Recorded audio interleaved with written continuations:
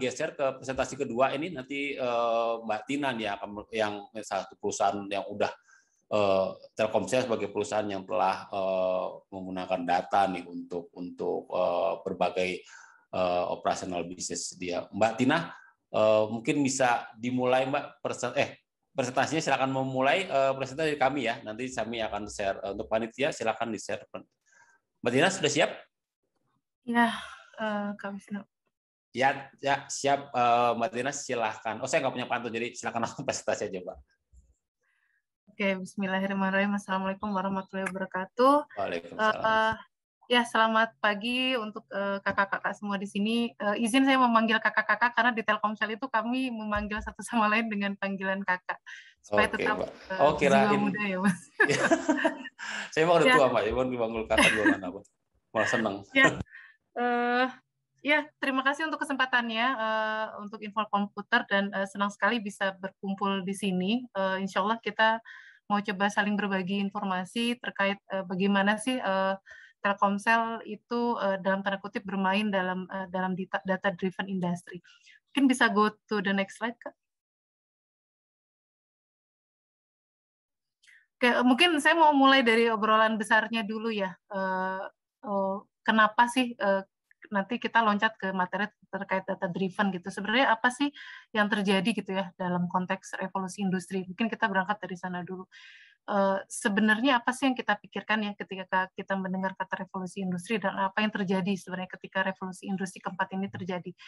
Mungkin kalau saya mau mencontek sedikit ke sejarah ke belakang ya. Dulu itu kan memang dunia ini gegar dengan adanya revolusi industri pertama di Inggris kalau nggak salah. Itu tandanya adalah dengan adanya penemuan beberapa mesin baru gitu ya, ada improvement di transportasi, di komunikasi dan lain sebagainya. Nggak lama kemudian ada lagi yang namanya revolusi industri kedua. Di sana itu ketika itu terjadi di awal abad 19 gitu atau 20 ya, itu ada fitur signifikan yang diperkenalkan ketika itu, yaitu adanya produksi massal dan penggunaan listrik. Jadi di situ industri itu udah mulai bereksperimen dengan mesin-mesin gitu ya, yang semakin kesini semakin signifikan konteksnya gitu dalam industri. Kemudian bergerak ke revolusi industri yang ketiga. Nah, revolusi industri ketiga mungkin kita di sini sudah mulai ada gitu ya ketika revolusi industri ketiga ini terjadi. Cirinya yang cukup signifikan adalah adanya diperkenalkannya device-device elektronik dan sistem informasi. Yang paling keciri banget itu ketika adanya komputer ditemukan dan internet itu menjadi hal yang mulai masuk ke dalam kehidupan masyarakat gitu, dan menjadi katalis yang pasti ya untuk mempercepat terjadinya perubahan atau perkembangan di industri. Nah, sekarang kita mulai masuk ke revolusi industri yang keempat gitu. Apa sih sebenarnya yang menonjol dengan revolusi industri keempat ini? Ini yang paling telak gitu ya, dan yang saat ini Telkomsel sudah kembangkan adalah adanya IoT atau koneksi dari physical devices, sensor dan aset dan lain sebagainya gitu. Di sini physical system atau physical devices atau mungkin sesepele handphone gitu ya, bisa berkomunikasi dengan sistem-sistem yang lain gitu, dan juga dengan manusia secara real time. Nah, apa sih korelasinya terhadap big data gitu ya? Semakin banyak devices yang bisa ngobrol satu sama lain, yang terkoneksi dengan adanya internet yang ditemukan ketika revolusi industri ketiga, itu implikasinya adalah semakin banyak data atau log yang dihasilkan. Nah, di sini tantangan terbesarnya apa sih? Dengan semakin banyaknya data, Telkomsel pun dihadapkan dengan challenge besar, gimana sih caranya kita bisa mengekstrak value atau manfaat dari data tersebut gitu untuk kepentingan perusahaan. Ya, mungkin next slide, Kak. Oke, di slide ini saya mau berbicara tentang data yang besar ya, menyambung dari slide yang sebelumnya gitu. Ada pertanyaan terkait kenapa sih data itu semakin explode gitu ya di revolusi industri keempat. Kalau saya coba mengutip report dari We Are Social, mungkin di sini kakak-kakak bisa melihat ya bahwa jumlah dari devices yang terkoneksi di Indonesia ini sangat signifikan. Bahkan ada 274,9 ya total populasi Indonesia. Ada 345,3 juta devices yang terkoneksi. Artinya terlepas dari pelanggan yang mungkin punya lebih dari 2 device, artinya Indonesia itu sudah sangat dekat dengan digital gitu ya. dan kalau kita lihat nih Kak di chart yang sisi kanan ya, saya coba mengutip dari statista.com. Kakak bisa lihat di sini bahwa pada tahun 2025 global data creation itu diprediksi bisa mencapai sekitar 180 zettabyte. Ini sangat-sangat besar gitu ya. Dan kalau ditanya lebih mendetail, apa sih yang sebenarnya membuat percepatannya ini semakin dahsyat? Ya terlepas dari pandemi ya, yang memang mengharuskan kita untuk terkoneksi secara tidak langsung melalui teknologi, itu yang pasti yang pertama itu semakin banyak orang yang punya akses terhadap internet dan terhadap bandwidth, terhadap computing power. Gitu. Kita nggak coba ngomongin soal ATM, tapi sebenarnya dalam kehidupan kita semakin lekat kita dengan devices gitu ya, dan terkoneksi dengan internet ya semakin banyak data yang terpopuler. Kemudian yang kedua terkait social network platform. Kita sekarang sudah bisa dibilang nggak bisa hidup tanpa WhatsApp gitu ya, atau mungkin Facebook dan lain sebagainya.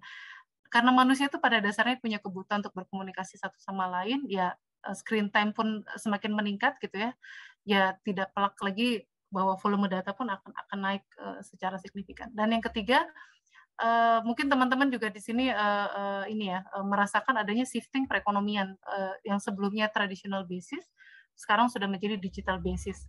Sama dengan bagaimana teman-teman kalau kakak-kakak di sini pakai Telkomsel gitu ya, biasanya mungkin dulu kita kalau beli itu ke bintang 363 pagar gitu ya, sekarang sudah mulai hampir semua beralih ke My Telkomsel, aplikasi My Telkomsel. Ini pasti shifting perekonomian ini menjadi driver yang signifikan untuk creation dari volume data di dunia secara global. Oke, next Kak. Next slide. Ya. Nah, mungkin kalau saya mau di sini mau sedikit mengutip dari report yang kami miliki di yearly report. Di sini terlihat bahwa dalam 1 tahun gitu ya, kami mengcapture adanya peningkatan broadband itu sampai 43% dibanding dengan tahun sebelumnya, dan itu pun didukung oleh peningkatan jumlah site atau radio yang kami coba pastikan juga merata di seluruh Indonesia. Itu sekitar kenaikannya pun sekitar hampir 9%, dan semakin banyak pun user-user yang mulai aktif menggunakan broadband gitu. Jadi penetrasi teknologi internet ini sudah mulai sangat signifikan ya di Indonesia gitu. Dan yang paling mendasar, dan ya karena bisnis Telkomsel memang semakin mendekat ke ranah digital ya. Di sini sangat terlihat juga bahwa kalau kita lihat chart yang merah ini, yang balok ini, di tahun 2020 peningkatan kontribusi dari digital bisnis di Telkomsel itu pun naik cukup signifikan. Jadi memang digitalisasi ini hal yang tidak bisa kita hindari ya, even di all industry. Ya, next Kak, next slide. Nah, sekarang pertanyaannya bagaimana sih kita memulai momentum big data ini gitu ya? Prinsipal mendasar yang menurut saya ya itu perlu kita ingat selalu bahwa menjadi data driven itu bukan you complete a single project terus kelar gitu, nggak seperti itu. Tapi ini kita ngomongin journey. Bahkan Telkomsel sekarang meskipun kita sudah sekitar 8 tahun ya memulai journey di big data ya, tapi kita pun masih di journey itu gitu, dan yang terpenting kita berpikir besar, tapi kita mulai dari hal yang kecil. Mungkin itu. Ya, next slide Kak. Oke, ini mungkin mirip-mirip seperti apa yang disampaikan Kak Alam sebelumnya ya, soal bagaimana sih kita memulai momentum big data secara proses gitu. Saya coba mengutip ada salah satu referensi di internet ya. Gimana sih step-nya kalau kita sebagai company itu ingin memulai gitu. Pertama, kita create dulu sense of urgency gitu. Kita harus lihat apa sih yang memang kita butuhkan, yang kita perluin dulu aja gitu. Jadi nggak perlu tidak perlu memulai dari hal yang sophisticated, tapi mulai dari apa yang kita butuh dulu gitu. Kemudian setelah itu kita coba building koalisi, jadi kita coba identifikasi user-user kita, baik di internal maupun eksternal yang kita bisa kerja bareng gitu. Dari situ kita lanjut dengan memformalkan visi strategis, itu mungkin hal yang perlu dikomunikasikan mungkin dengan atasan atau manajemen gitu. Terus kita define siapa-siapa yang akan menjadi part dari tim, kita enlist a voluntary army. Ini penting, kita juga define tim yang akan kita kerja bareng gitu ya untuk membangun big data dan data driven company. Kemudian kita mulai dengan use case yang kecil, kemudian kita deliver hal kecil dulu ya, intinya yang valuable. Setelah kita lakukan itu, kita bisa lanjut dengan sharing keberhasilan dari solusi-solusi yang kecil itu kita coba sosialisasikan ke orang-orang sekitar kita gitu. Bisa ke business user kita, bisa ke customer kita mungkin ya kalau dari sisi IT ya, atau mungkin bisa ke manajemen kita. Nah dari situ itu bisa menjadi apa ya, trigger gitu, atau bisa menstimulasi pemanfaatan atau pendefinisian use case lain yang mungkin lebih bermanfaat untuk lebih banyak audiens gitu. Jadi ini proses yang bisa dibilang tidak sebentar tapi continue gitu, continue. Jadi ketika satu selesai kita lanjutkan dengan cycle yang lain, dan itu pun yang sampai saat ini pun saya terapkan gitu di Telkomsel. Ya, next Kak. Oke, nah tadi kan sebenarnya secara proses ya. Nah sekarang kalau secara teknikal apa sih yang hal penting atau kunci dalam journey big data analytics yang kita perlu lakukan? Pertama, build solid team. Kita harus memilih timnya, talenta yang kita kira bisa mendukung apa yang mau kita achieve gitu. Ya capability-nya bisa capability yang sudah kita miliki, atau mungkin kita menggroom capability sendiri di tim yang sudah ada, atau mungkin dalam satu konteks mungkin ada pentingnya juga ketika kita mencoba meng-hire external professional supaya kita punya punya mindset yang berbeda terhadap solusi gitu. Jadi ini penting ya, terutama saya juga di tim secara konsisten dan selalu menjadi program penting di internal saya tuh gimana cara kita meng-grooming tim. Jadi ketika satu keluar atau satu harus dirotasi atau satu promosi ke tempat lain itu kita tidak pincang. Jadi itu penting. Kemudian yang kedua, menentukan platform strategi ya. Ini tentunya mempertimbangkan banyak aspek ya, kakak-kakak ya, security, kita memastikan industri compliance-nya kayak apa gitu ya, workload dari transaksinya seperti apa, dan mungkin yang tidak kalah penting visi dari manajemen seperti apa serta cost gitu ya. Itu penting, kita menentukan kita perlu cloud atau on premise aja gitu. Itu hal yang mungkin penting untuk kita pertimbangkan. Kemudian pick your flavor. Menentukan apa sih teknologi apa sih yang harus kita yang sebaiknya kita gunakan. Ini baik ke company masing-masing ya. Bisa yang private teknologi atau open source solution pun tidak kalah bagus gitu. Tapi yang terpenting buat kita pertimbangan itu adalah bagaimana supportnya tetap bagus, gimana interoperability-nya jalan, integrasinya keren, scalability-nya dapat gitu ya. Itu hal yang penting. Pilihan itu sangat banyak. Sudah ada ratusan komponen atau solusi yang di global ini bisa kita pilih sesuai kebutuhan kita. Kemudian yang terakhir take a test drive ya. Ini penting kita coba gitu ya. Di tim internal pun saya banyak menyemangati teman-teman untuk ya di sela-sela kesibukannya coba share spare your time untuk mencoba hal yang baru gitu. Misal mencoba aplikasi yang baru gitu atau mencoba open source yang baru, kita coba aja gitu. Dan kadang-kadang ada teman-teman yang menarik dan akhirnya kita gunakan. Ya, kurang lebih seperti itu ya. Ya, next Kak. Big data value chain ini mungkin mostly pasti kakak-kakak di sini mungkin sudah notice ya bahwa sebenarnya untuk big data sampai menjadi satu value itu technically banyak ada proses-proses yang dilewati ya. Mulai dari kita mengakuisisi data, kita memasukkan data ke sistemnya, kita analisa, kita kurasi. Kurasi ini penting untuk memastikan data yang sampai atau digunakan oleh bisnis memang benar-benar yang secara quality itu quality-nya bagus gitu ya, bisa digunakan dan trusted. Kemudian storage juga hal yang tidak kalah penting ya, apalagi Telkomsel ini selalu concern kita tuh volume gitu, karena sangat gimana caranya dengan resource kita yang tidak unlimited, artinya terbatas, kita tetap bisa maintain sesuai yang bisnis butuhkan. Dan yang terakhir data usage ini, kalau ada data usage ini is all about value creation ya. Semakin banyak data atau output dari data ini digunakan, menurut saya pribadi value-nya semakin besar gitu untuk bisnis. Ya, next Kak. Oke, pertanyaan berikutnya, apa sih challenge ya yang dihadapi oleh banyak perusahaan, terutama ya mostly ya, dan ini pun yang saya rasakan di Telkomsel. Pertama, harnessing big data. Gimana caranya volume yang besar ini gitu ya, yang subscriber kita sampai ratusan juta gitu ya.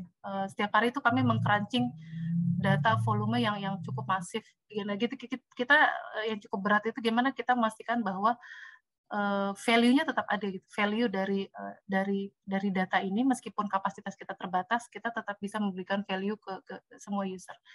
Kemudian challenge yang kedua adalah driving actionable insight rapidly. Gimana caranya kita bisa convert data-data ini gitu ya, nggak cuma jadi dalam tanda kutip sampah yang cuma membebani storage kita gitu ya, tapi kita bisa convert data ini jadi insight. Sama prosesnya kayak cari needle in a haystack ya, kita cari jarum dalam jerami. Itu penting juga gitu, kita define. Jadi dari awal kita sudah punya objektif yang clear, apa yang mau kita harvest dari data yang kita olah. Dan yang terakhir eksekusi ini penting. Kenapa? Karena di kami ini bisnis itu selalu tagline yang selalu kami ingat itu, bisnis itu nggak bisa nunggu gitu, selalu seperti itu, bisnis tidak bisa nunggu. Jadi kita pastikan apapun yang kita rencanakan itu harus bisa segera kita eksekusi, dan harapannya sih bisa mengurangi kondisi silo yang saya yakin mungkin di banyak perusahaan banyak terjadi. Ya, next Kak. Oke, apa sih yang kami ini ya untuk mengantisipasi challenge itu? Apa yang di Telkomsel saat ini kami lakukan? Saya coba bagi dalam 3 hal ya. Pertama dari sisi platform, apa yang kami lakukan, kemudian apa yang kami lakukan dari sisi proses, dan dari sisi people. Nah, kalau dari sisi platform, kami mencoba melakukan modernisasi teknologi ya, yang cost efektif. Ya, sebisanya sih mungkin leveraging reliable, bisa private teknologi atau mungkin open source komponen atau container based solution. Ini hal yang penting ya, karena kita pun tidak bisa mencegah kemajuan teknologi gitu. Jadi kita selalu pastikan bahwa Telkomsel itu akan selalu keep up dengan the latest teknologi gitu, tidak tertinggal. Kemudian hal kedua yang kami lakukan untuk mengantisipasi adalah kita menerapkan single source of truth. Jadi single source of truth ini konsepnya data masuk ke satu tempat, tapi pemanfaatannya ya rame-rame gitu. Rame-rame itu tapi konteksnya governance-nya harus jelas ya. Dan ini butuh sinergi yang sangat kuat antara kami di IT dengan bisnis-bisnis kami gitu. Harus align gitu, harus kompak. Dan ini penting juga untuk bisa mengurangi potensi silo. Hal ketiga yang kami lakukan adalah memperkuat data governance. Ini jadi gimana caranya data governance itu tidak hanya sekedar menjadi policy, tidak hanya menjadi tataran konsep gitu ya, tapi kita benar-benar make it into system gitu. Jadi ini hal yang kami lakukan terutama di 2 tahun terakhir. Dan yang terakhir, business value optimization. Ini angkanya bergeser kayaknya ya. Yang business value optimization ini ya kami selalu cari gitu ya, apa yang bisa kita lakukan lagi nih. Misal satu project sudah kelar, oke, what's next? Apalagi yang kita bisa lakukan untuk bisnis. Dan penting untuk kita selalu promote apa yang sudah kita lakukan ke surrounding kita gitu ya, ke bisnis, ke user kita, ke customer kita promote dan kita measure regularly apa yang sudah bisa di-enable atau apa KPI yang sudah bisa di-achieve dengan adanya solusi-solusi baru yang kami perkenalkan kepada bisnis melalui big data teknologi. Ya, next Kak, next slide. Nah, dari sisi security ya, security ini juga hal yang kami terapkan ya, pastinya gitu. Semakin ke sini teknologi semakin maju, semakin kreatif lah, banyak hacker-hacker gitu ya yang mencoba melakukan penetrasi nggak cuma di satu industri, tapi saya yakin hampir di seluruh industri gitu terjadi. Makanya kami di Telkomsel pun kami konsisten untuk menerapkan autentikasi dan auterisasi ya. Mekanismenya bisa melalui encryption, API, dan lain sebagainya. Tapi ini penting gitu ya, untuk menjadi perhatian dari semua industri. Dan yang terakhir terkait people, kami mencoba untuk terus memberdayakan tim dengan memfasilitasi inovasi dan eksperimen. Jadi ini penting karena menurut saya di data driven industry ini kita nggak bisa rely ke surrounding kita gitu ya. Maksudnya kita bisa rely kita nunggu bisnis minta deh gitu. Itu hal yang secara mentality saya coba lakukan. Saya coba merubah itu gitu di tim karena itu penting.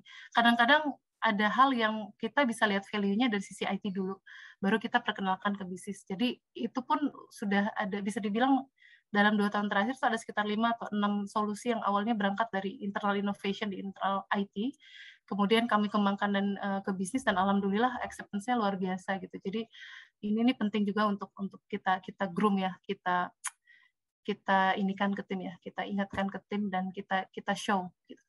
Kemudian yang terakhir fasilitas skill upgrading ya, ini pasti semua juga aware bahwa ini hal yang penting ya kakak-kakak ya untuk kita selalu ingatkan supaya kita tetap keep up dengan up to date teknologi dan metodologi. Ya, next Kak. Tina mungkin 5 menit lagi Mbak. Ya, oke. Ya, terus di slide ini kan sebelumnya kita bicara soal teknis ya. Kalau di sini pertanyaan mendasarnya tuh apakah bisnis siap? Apakah bisnis kita siap dengan analytics gitu ya. Nah, ini faktanya ya, kakak-kakak. Ini saya juga kadang-kadang antara sedih dan senang bercampur aduk. Pertama, sebenarnya investment di analitik itu growing rapidly worldwide. Investment itu sangat teknologi itu di big data ini bisa dibilang sangat cepat, tapi komersial adopsinya lagging.